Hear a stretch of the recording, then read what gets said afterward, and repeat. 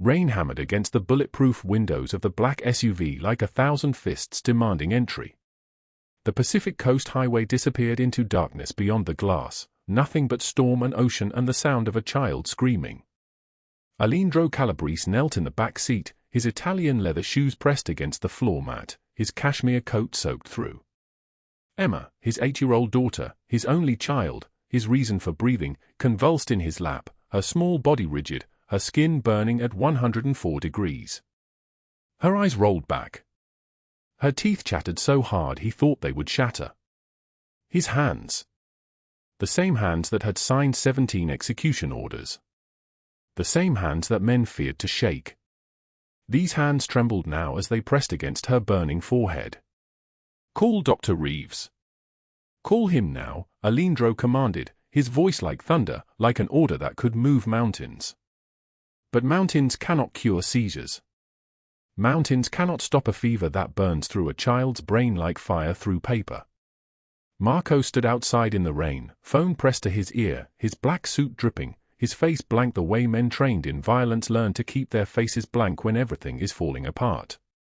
Gino stood beside him, the second lieutenant, the one who had ended 3 men's lives with his bare hands in the past year. Both of them were useless. Completely, utterly useless. The walkie-talkies crackled. Traffic reports. Street updates. Nothing that mattered. Nothing that could stop this. Aleandro had built an empire in Los Angeles through blood and intelligence and a code of honor that his enemies respected even as they feared him. He owned politicians. He owned judges.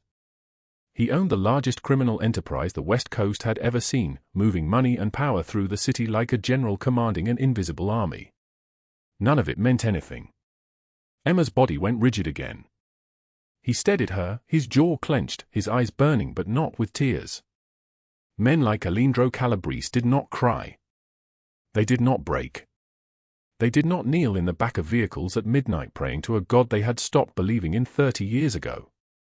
Then the window exploded with knuckles. Not violence. Not attack. Just desperate knocking, urgent and sharp.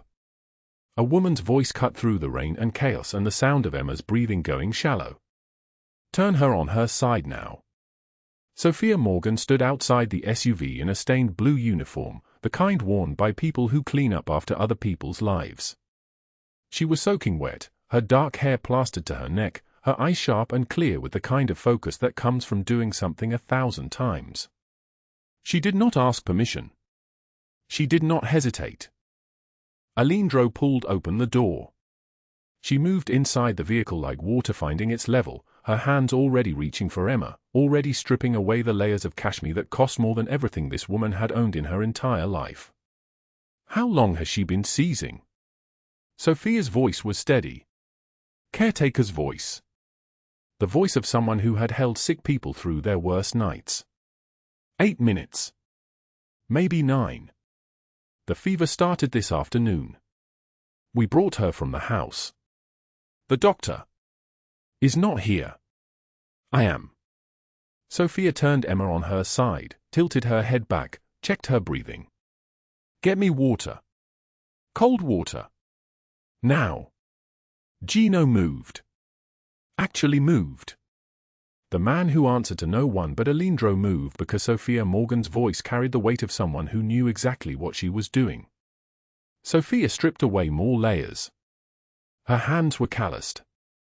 Scarred. The hands of someone who had worked for years in a place where illness was constant and money was never enough. The seizure lasted 7 more seconds. Then stopped. Sofia pressed the cold water bottle Gino brought her against Emma's forehead, her neck, her wrists. Professional. Methodical. Her movements flowed from 8 years of night shifts at Sunset Care Home, where she had cooled fevers on 30 elderly patients who could not afford hospital stays. Within 90 seconds, the fever began breaking. Sofia's hands moved across Emma's skin like a blade, precise, clean, purposeful, and when she pulled back, the child was breathing normally. Her eyes fluttered. Her body had stopped convulsing. The rain continued hammering the windows. The darkness remained absolute. But the screaming had stopped. Aleandro stared at this woman in the stained blue uniform. At her soaking wet hair. At the way she kept her hand on Emma's chest, monitoring her breathing, the way someone does when they have learned to read the invisible signals of a human body in crisis. She needs to stay cool. Not cold. Cool. Keep her awake for another hour, watch her breathing. If the fever spikes again, you call 911 immediately. Sofia's voice was barely above a whisper now, trembling like a candle in the wind. She is going to be okay. She pulled her hand away. Aleandro watched her reach for the door. She was already leaving. This woman had appeared out of the storm, saved his daughter's life with nothing but her hands and her knowledge, and now she was stepping back into the rain like a ghost returning to darkness. Wait. His voice was not a request. It was a command that had stopped wars. But Sofia Morgan was already opening the door. That was the moment everything changed. That was the moment the most powerful man in Los Angeles realized he was looking at someone he did not understand. Someone who had nothing. Someone who had just given him everything. She did not know that 5 blocks away, in a glass office overlooking the city, Rachel Dawson was reading an email on her computer with the kind of smile that meant destruction. She did not know that somewhere in the darkness of Los Angeles, a man named Douglas Hale was checking his phone, seeing a photograph of Sofia Morgan's address, and thinking about unfinished business. Sofia Morgan stepped back into the rain, and for the first time in 8 years, someone was watching her leave. 12 hours earlier, Sofia Morgan's world was already collapsing. The Honda Civic sputtered, coughed, and died. She sat at the steering wheel at midnight on the Pacific Coast Highway, 3 miles north of Malibu, with the rain beginning to fall and her hazard lights blinking against the darkness. The engine would not turn over. The check engine light had been illuminated for 73 days, and she had postponed the mechanic because she did not have $720. She had $5. In her wallet, one $5 bill. In her bank account, 32 cents. On her passenger seat, a letter-stamped final notice in red ink from the LA County Debt Collection Agency, informing her that she had 7 days to pay $85,000 or lose everything. The only thing she had left to lose was a 2-bedroom apartment in Koreatown that had not been hers anyway. The landlord had already filed for eviction. The letter was taped to her door this morning. Sofia sat in the darkness, listening to the rain, and for the first time in 8 years, she considered not starting the car again. Not ever. The rain fell harder. She turned the key. The engine growled but would not catch. Her shift at Sunset Care Home had ended at 11. She had clocked out, grabbed the leftover chicken sandwich from the break room that nobody wanted, and driven toward the coast because sometimes when the weight of everything became too heavy, she drove toward water. Water was honest. Water did not lie. Water did not pretend. She tried the engine again. Nothing. Her phone showed no signal. The highway stretched empty in both directions. The rain sounded like static, like the world breaking down. In the darkness, Sofia Morgan, 27 years old, looking decades older, with calloused hands and a scar running along her left wrist from a time she did not discuss, closed her eyes and did something she had not done in months. She stopped fighting. The sound came first. Engines. Not one engine. Many engines, moving fast through the rain. Headlights appeared through the storm like eyes opening. 15 black SUVs emerged from the darkness, moving in perfect formation, the kind of coordination that takes years to master. They slowed as they approached her disabled Honda. The convoy surrounded her vehicle, a wall of black metal and power. The rear door of the center SUV opened. A man stepped out into the rain. Tall. Broad-shouldered. His suit was tailored by someone in Rome, his coat was cashmere and cost more than Sofia's annual rent, and his eyes were the color of storm clouds moments before lightning strikes. Aleandro Calabrese did not ask questions. He already knew everything he needed to know from the single glance he gave the broken Honda and the woman inside it. He gestured. 2 guards approached and opened Sofia's door. "Come with me," he said. His voice was deep and solid like an oath, like something that could not be broken. Sofia should have been afraid. She should have understood what she was walking toward. She should have known that men who traveled in convoys of 15 vehicles did not stop for strangers unless something profound had shifted in the universe. But in the back seat of that SUV, Emma was burning. And in that moment, nothing else mattered. The clock on the break room wall read 6:44 in the morning when Sofia Morgan finished emptying the bedpan from room 314. Her hands trembled, not from weakness, but from the ammonia that burned her nostrils and made her eyes water. The smell clung to her skin no matter how hard she scrubbed. Mrs. Chen, the supervisor, stood in the doorway watching with that expression she always wore. Disapproval. Disappointment. The look that said, "You are not worth much." Sofia was 27 years old. In the fluorescent lights of Sunset Care Home, she looked closer to 40. The facility occupied a converted strip mall in East Los Angeles. Room 314 belonged to Mr. Hernandez, 83, whose daughter visited once a month and left $20 on the nightstand as if money could heal loneliness. Sofia had learned long ago that nothing healed anything. You just endured. You moved forward. You cleaned what needed cleaning and smiled when smiled at and never, ever complained because there were 300 people waiting for your job. Mrs. Chen cleared her throat. Sofia, room 209 needs. I know. I am going. The words came out flatter than she intended. She could see Mrs. Chen's jaw tighten. In 7 months at Sunset Care Home, Sofia had learned the exact boundaries of how much personality a woman like her was allowed. She could work 12-hour shifts. She could swallow her pride. She could eat the cold grilled cheese sandwich left on a meal tray in the break room because it was all her paycheck would allow. But she could not have opinions. She could not have tone.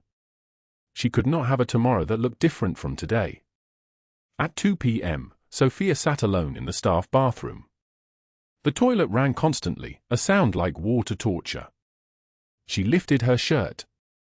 8 scars ran across her back in thick welted lines. Some were old enough that they had faded to white. Others still carried the dark red stain of recent healing. Each one was a memory she did not discuss. Each one was Douglas Hale's belt, applied with the precision of someone who had practiced cruelty until it became art. She had lived with him for 8 years. She had left him 6 months ago with nothing but the clothes she wore and a bus ticket to Los Angeles purchased with cash so he could not track it. The bruises had faded. The scars would never fade. Sofia pulled her shirt down and looked at herself in the mirror. Her eyes had that hollow quality now, the look of someone who had stopped expecting good things somewhere around 2008. Her hair, which had once been dark and thick, hung thin and lifeless. She looked like a photograph of herself taken from very far away. Her phone buzzed. A notification from the hospital in Phoenix. Another $12,000 payment posted successfully for her sister's treatment. That made $73,000 in the last 6 days. 7 more days until the full $85,000 was due, or her sister would be removed from the clinical trial. The trial that was supposed to save her life. The trial that had already consumed every penny Sofia had ever saved, plus loans she would spend decades repaying, plus now this, her entire paycheck, every week, wired across the country like water flowing downhill. Her sister had stage 3 ovarian cancer. Her sister had a 12-year-old daughter who still believed in miracles. Sofia had promised to make miracles happen. She had not promised to know how. At 6 p.m., Sofia's shift ended. She changed out of her scrubs in the locker room, pulling on the jacket she had bought from Goodwill for $4. It was October and the nights were cold, but the jacket had holes in the lining. Cold air found its way through, like the cold always found its way through. She walked to her car, a 1997 Honda Civic that had no business still running but somehow refused to surrender, and found an envelope taped to her apartment door. She had not driven home yet. This envelope was waiting at Sunset Care Home, taped to the passenger side window. Her hands went numb before she even opened it. The letter was from a debt collection agency. She recognized the name. She had seen it before. This was the final notice. 72 hours to vacate her studio apartment. $2,400 owed. The document was stamped in red letters across the top, final notice. The red was the color of blood.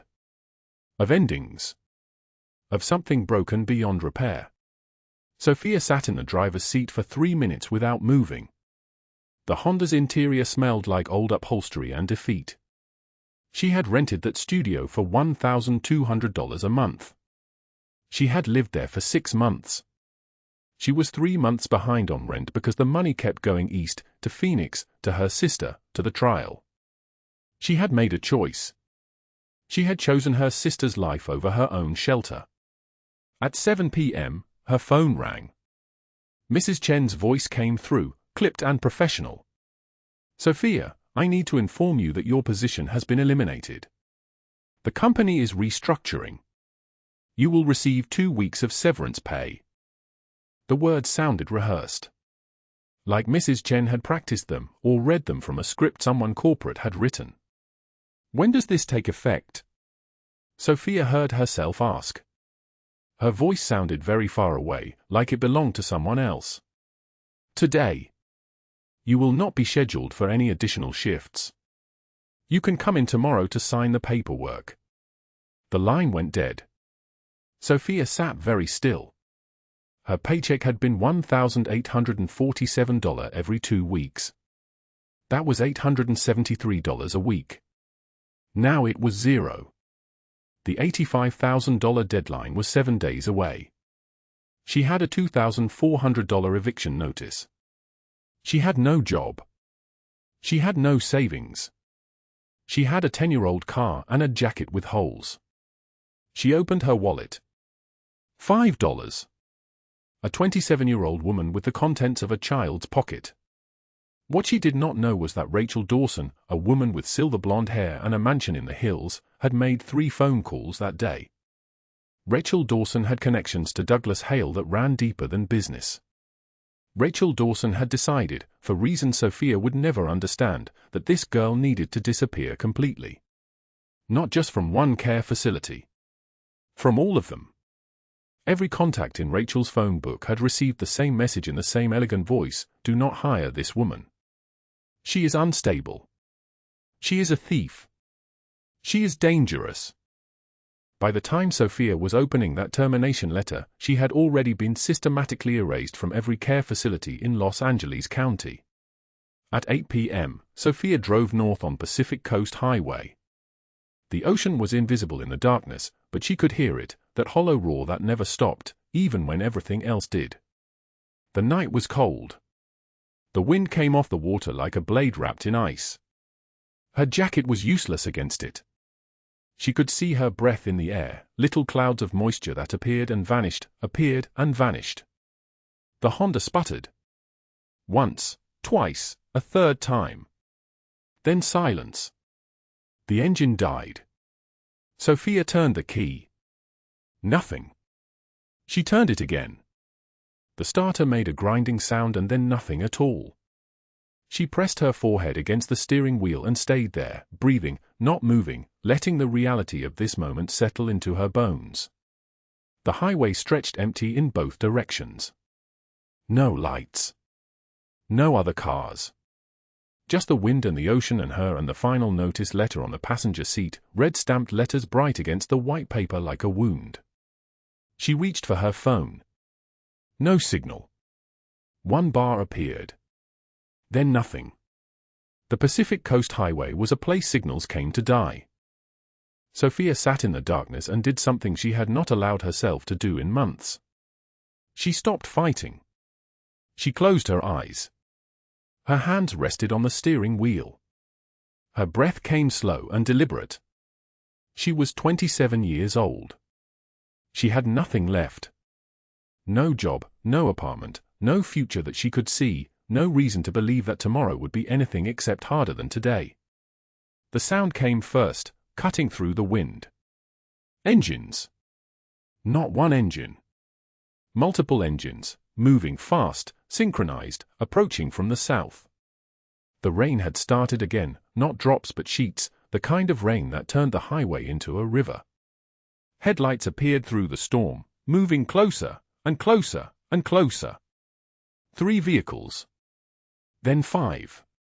Then a full convoy of black SUVs emerging from the rain like a wall of metal and power, moving in perfect formation, the kind of coordination that takes years to master. They slowed as they approached her disabled Honda. Surrounded it. Created a circle from which there was no exit. The passenger door of the center vehicle opened. A figure stepped out into the rain. Tall. Broad-shouldered. His suit was tailored in Rome by a man whose name appeared on the guest lists of the most exclusive parties in Europe. His coat was cashmere, cream-colored, and cost more than Sofia's annual rent. His hair was dark with silver threading through it at the temples. His eyes were the color of storm clouds moments before lightning strikes. Aleandro Calabrese did not ask questions. He already knew what he needed to know from a single glance at the broken Honda and the woman inside it. But what neither of them could have predicted was that in the back seat of that SUV, Aleandro's 8-year-old daughter Emma was burning up with fever. Seized by spasms. Unconscious. And in that moment, no amount of power, no amount of money, no amount of control that Aleandro Calabrese had spent 20 years building could fix what was broken. He needed a miracle. He did not know that she could provide one. The rain hammered against the windshield in waves, each gust of wind rocking the Honda like something alive and angry. Sofia's hands gripped the steering wheel at 9 and 3, her knuckles white, her breath fogging the glass. The engine had coughed 3 times before dying completely. Now silence. Just her and the storm and the bitter knowledge that she had exactly $5 in her pocket and a debt collector's letter on the passenger seat stamped in red letters that screamed final notice. She had driven for 6 hours straight after her shift ended at the care home, the last paycheck burning through her fingers like water.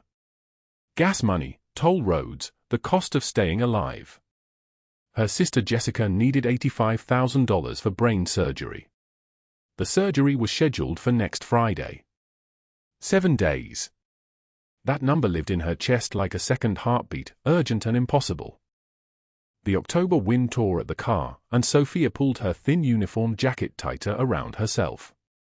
The name tag still clipped to her collar read Sofia Morgan, Sunset Care Home. 8 years of that name on that uniform. 8 years of emptying bedpans and swallowing her pride alongside the cold leftovers residents rejected. Every dollar she earned had been wired to Phoenix, to Jessica's medical fund, to the hope that her sister would not die at 23 years old. Sofia's back bore the weight of 8 years before the care home too. The weight of Douglas Hale's fists. The weight of his voice saying things that carved themselves into her bones.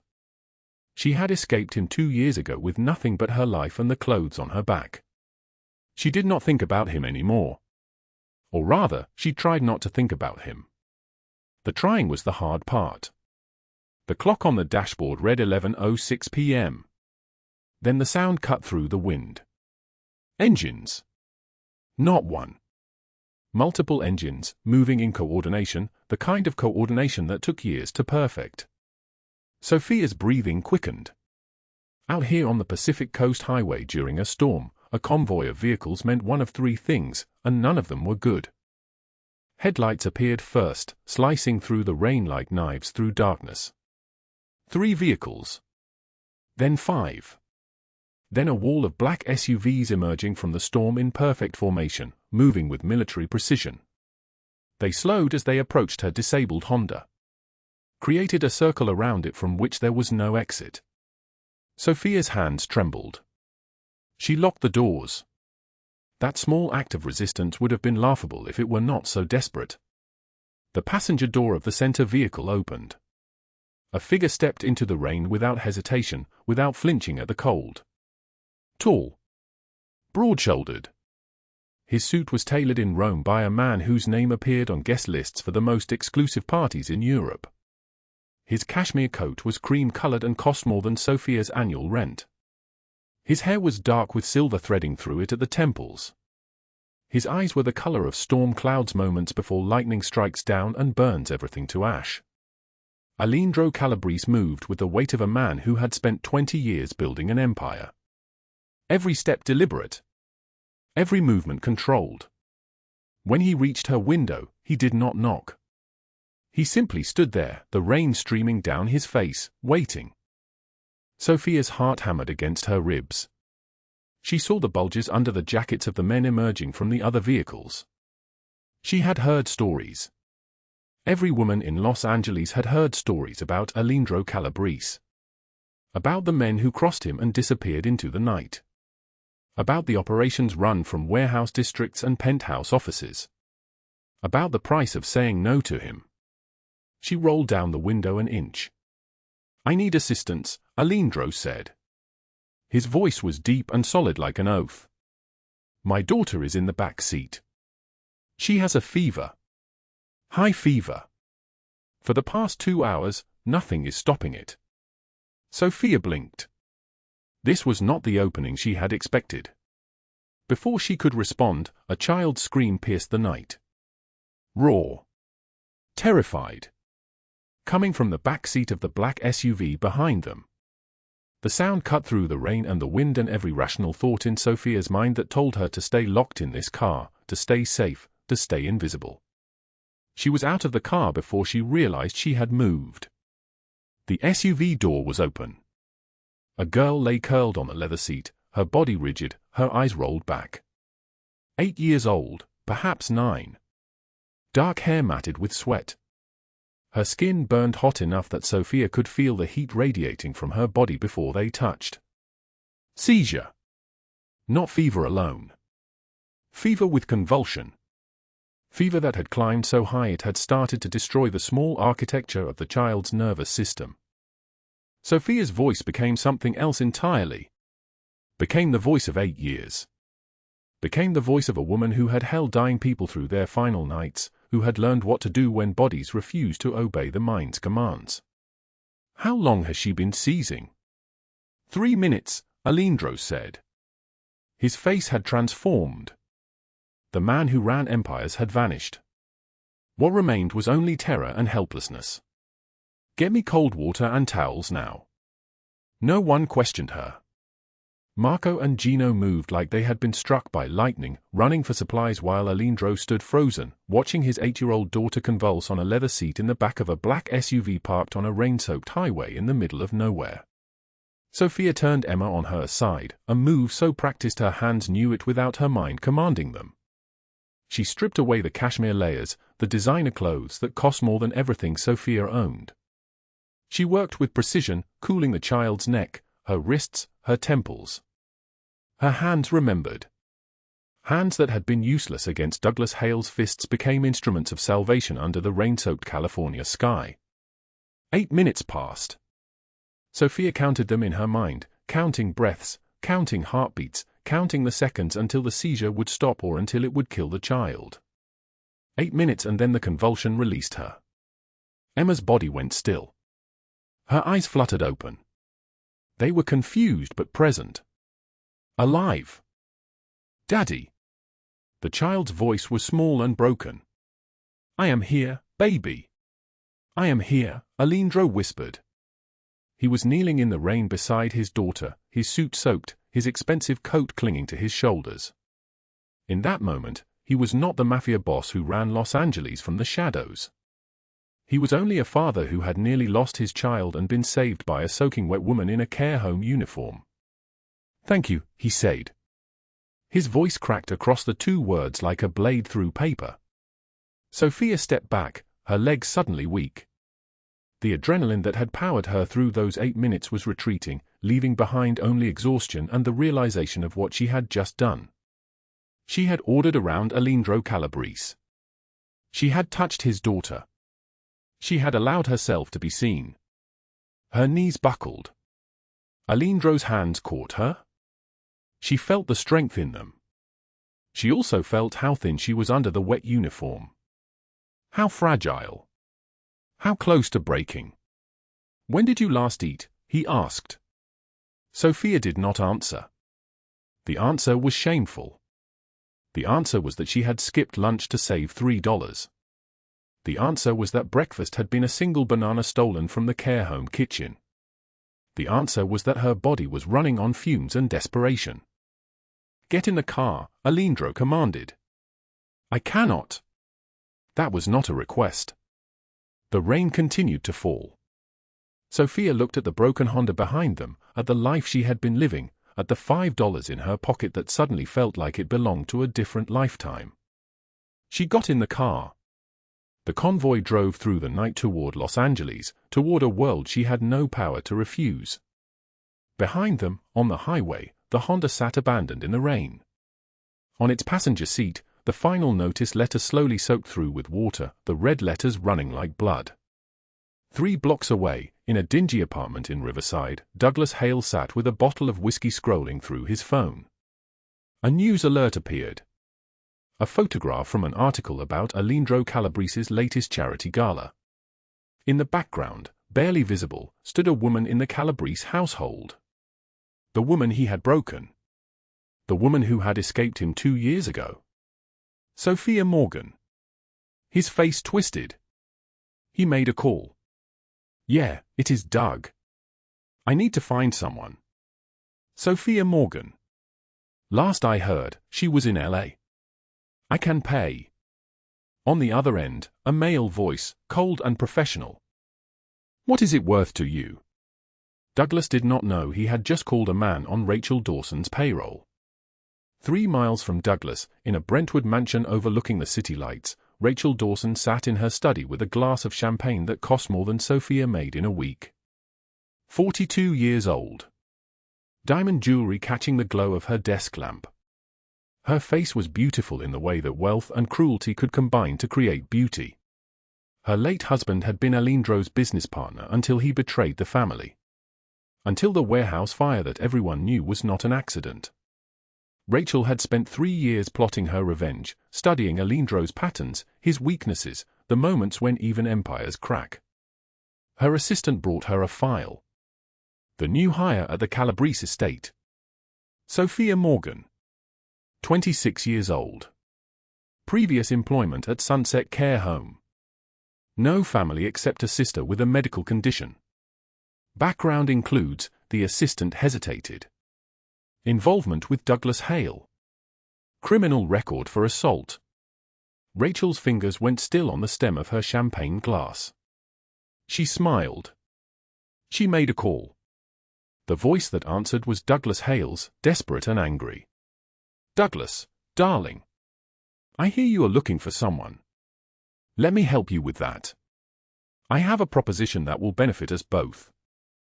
The city light stretched below the mansion, beautiful and merciless. Somewhere down there, Aleandro's black SUVs were carrying Sofia toward a house she had never imagined. Toward safety that would not last. Toward enemies converging like a noose. She was still alive. For now, that was enough. 3 weeks had passed since Sofia stepped into the Calabrese estate, 3 weeks of mornings where someone asked how she slept, 3 weeks of Emma's hand in hers at breakfast, 3 weeks of believing that broken things might somehow heal. The October wind rattled the mansion windows on a Tuesday night when her phone vibrated against the nightstand. Unknown number. She almost did not answer. But some part of her, the part still waiting for punishment, still bracing for collapse, answered anyway. "Hello?"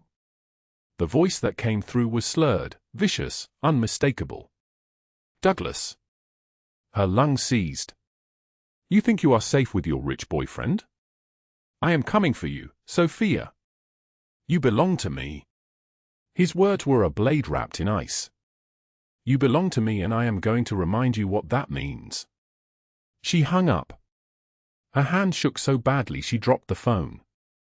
It clattered against the marble floor with a sound like a gunshot in the silence. She did not sleep that night. She sat in the darkness of her room, listening to the mansion breathe around her, waiting for the sound of breaking glass, for footsteps on the stairs, for the moment when the safety she had dared to believe in shattered like everything else she had ever held. At 2:06 in the morning, headlights swept across the front gates. Security alarms shrieked. Sofia heard Gino's voice, sharp and commanding, then another voice, Douglas, screaming her name into the cold night. Sofia!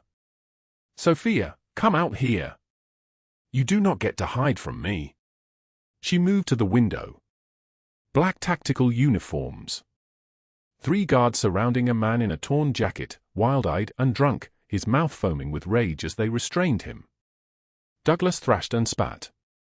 She is mine. She is mine and you have no right.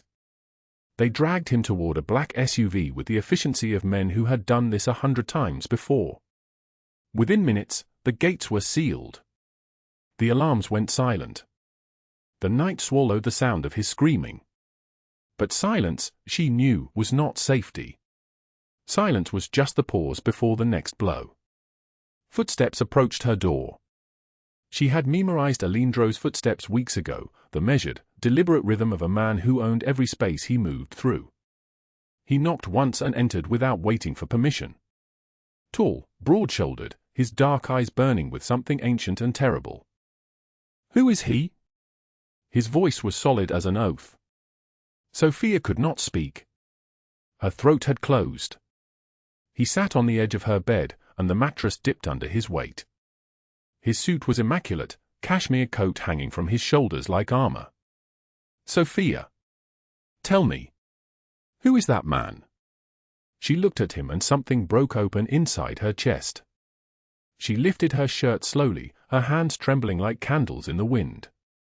Her back was mapped with scars, 8 thick welted lines running in different directions, each one a night she did not survive but did not die, a year she did not remember but her body did.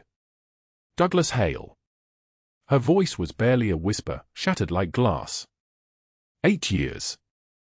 I finally escaped 6 months ago. I never told anyone because... She could not finish. Her body was remembering things her mind had worked so hard to forget. Aleandro reached out and touched one of the scars with his fingertip, gentle as a prayer. His jaw clenched so tightly she heard his teeth grinding. His hands curled into fists. When he spoke, his voice was ice water and death. His full name. Everything you know about him. By morning, she had told him everything. Addresses. Associates. The names of the men who had stood by and watched. The precinct officer who had laughed when she tried to report him. Aleandro listened without interrupting, his body still, his eyes darkening with each detail. That afternoon, Rachel Dawson arrived at the estate unannounced. Sofia saw her first in the hallway, a woman of 42, blonde, diamond jewelry catching the afternoon light like ice. Her dress cost more than Sofia's rent used to be. Her heels clicked against the marble like a countdown. There you are, Rachel said, her smile full of teeth. The new pet. How long do you think it will last? How long before he grows bored and moves on to the next broken thing? Sofia's spine straightened. I am not broken. Rachel laughed, a sound like breaking glass. Darling, we are all broken. Some of us simply hide it better. She stepped closer, her perfume cloying and expensive. Your ex-boyfriend, Douglas? I might know where he is. I could tell him exactly where you are. Shall I? The words hit like a fist. In that moment, Sofia understood. Rachel had orchestrated her eviction. Rachel had made the calls that cost her the job at Sunset Care Home. Rachel had been the shadow moving behind every door that closed in her face. This woman had been hunting her systematically, methodically, with the patience of someone who had already won. That night, Sofia stood on the estate balcony. October wind tore through the dead leaves like a blade. The city lights blurred through her tears. Her breath was visible in the cold air, small clouds dissipating into nothing. She thought about walking away. Disappearing. Saving everyone the trouble of having her here. The scars on her back burned like they were fresh. She thought about Rachel's voice, about Douglas screaming at the gates, about how everything she touched turned to ash. Her hands gripped the railing. The cold metal bit into her palms. Then a small voice came from the doorway. Sofia? I had a bad dream. Will you stay with me? Emma stood there in her pink pajamas, 4 feet tall, 8 years old, her eyes trusting and terrified. Her small hand reached out. Sofia looked down at this child who had never asked her to be strong, who simply needed her to be here. Something hardened in her chest, something that felt like survival. Something that felt like love. She was not broken. She was a survivor. She turned away from the edge and took Emma's hand. 2 days later, Aleandro received intelligence. Douglas Hale would be at an underground poker room in downtown Los Angeles tonight, a room owned by the Moretti family, Aleandro's longtime rivals. The briefing happened in Aleandro's office, Marco and Gino standing with military precision. 12 men, Marco reported. 3 exits, armed guards controlling access. The room is in the basement, no windows. Aleandro's voice was ice. I want him alive. Barely. At 11 p.m., the poker room was thick with cigar smoke and desperation. Green felt tables glowed under amber lights. Cash and chips were stacked in towers. Men in suits worth more than Sofia's life sat hunched over their cards, their faces carved from greed. Douglas Hale sat in a corner, drunk and boastful, his voice loud and slurred. The woman I used to own, she is with some rich guy now. I am going to remind her who she belongs to. He laughed, and the men around him shifted uncomfortably. She is mine. She was always mine. Then the lights died. Complete darkness swallowed the room. Screaming began immediately. Gunshots tore through the ceiling, shots into nothing, shots meant only to terrorize, to freeze men in place. When the lights returned, Aleandro Calabrese stood in the center of the room like a general surveying a battlefield. 12 men in tactical black controlled every exit. Weapons held with professional certainty. Douglas tried to run. His foot caught on a chair leg. He stumbled.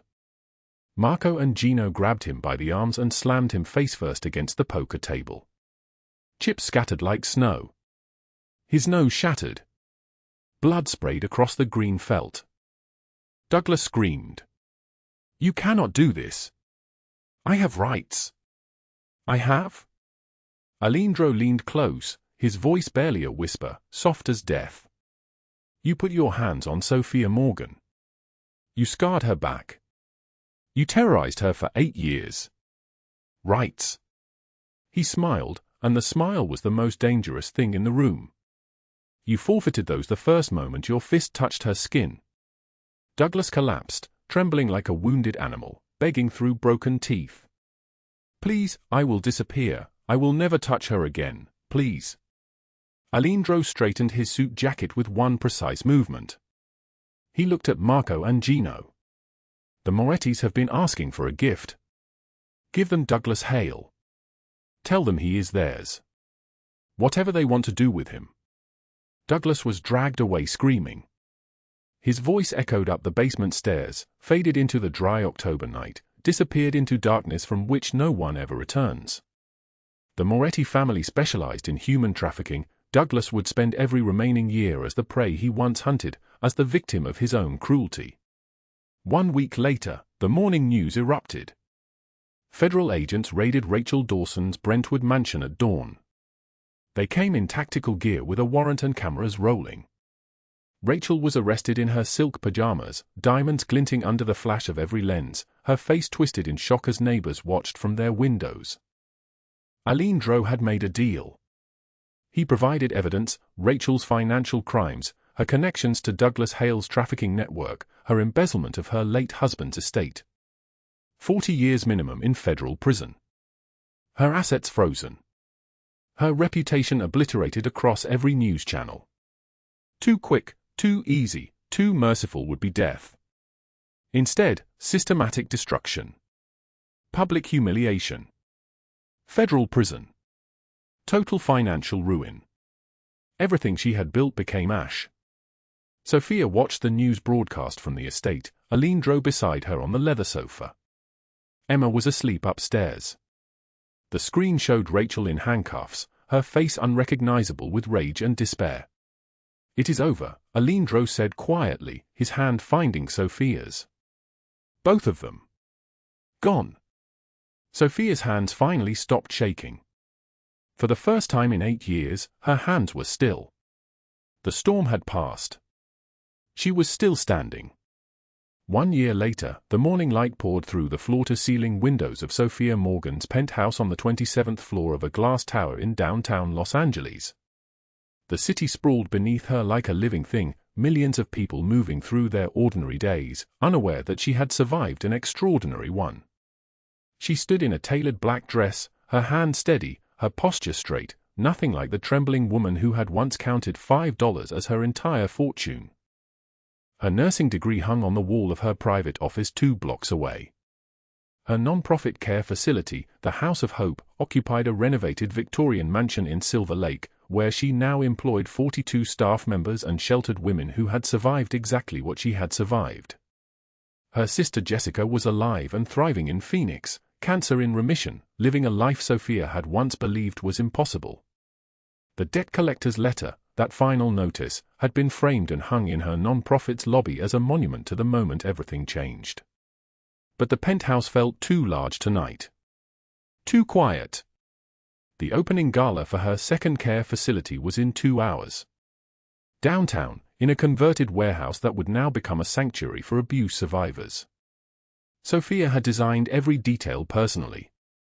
The color scheme was warm, honey and cream and soft amber, nothing like the institutional greens and blues of the Sunset Care Home. The walls would hold artwork created by the residents, their pain transformed into beauty. There would be a library, a meditation garden, a kitchen where women could cook meals that tasted like home, like healing. She had not invited Aleandro. For 6 months, he had kept his distance with an almost painful precision.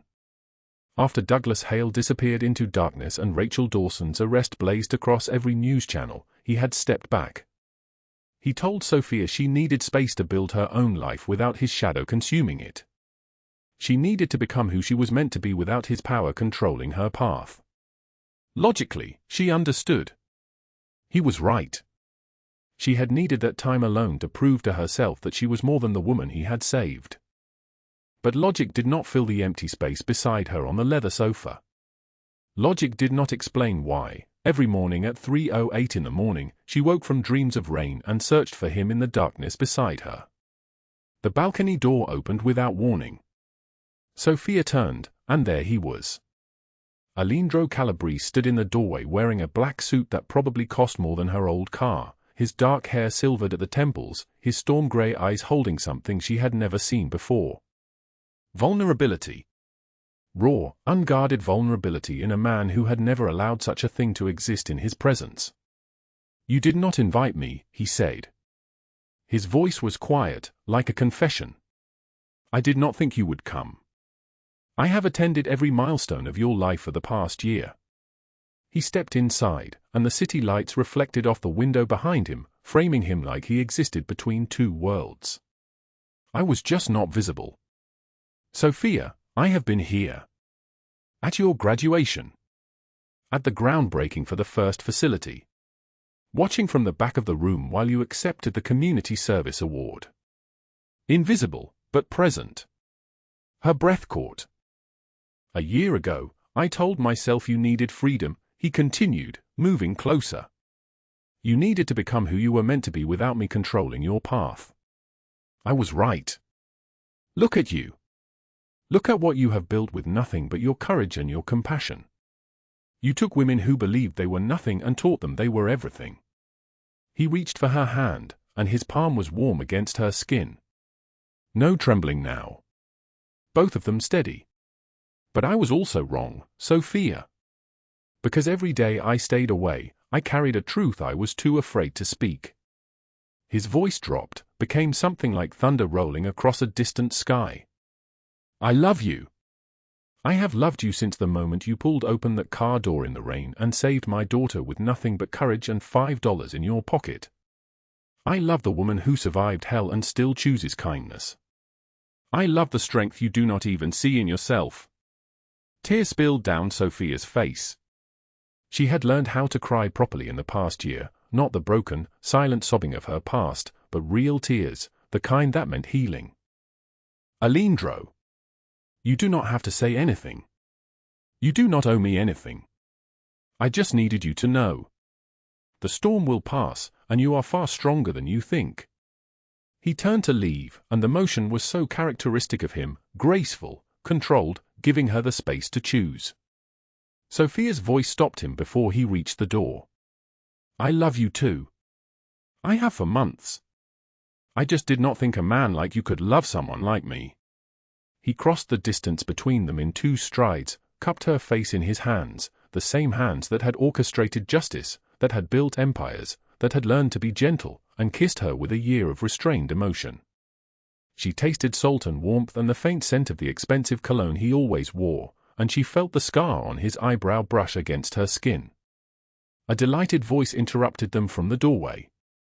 Finally! Emma stood there, 9 years old now, her dark eyes bright with triumph.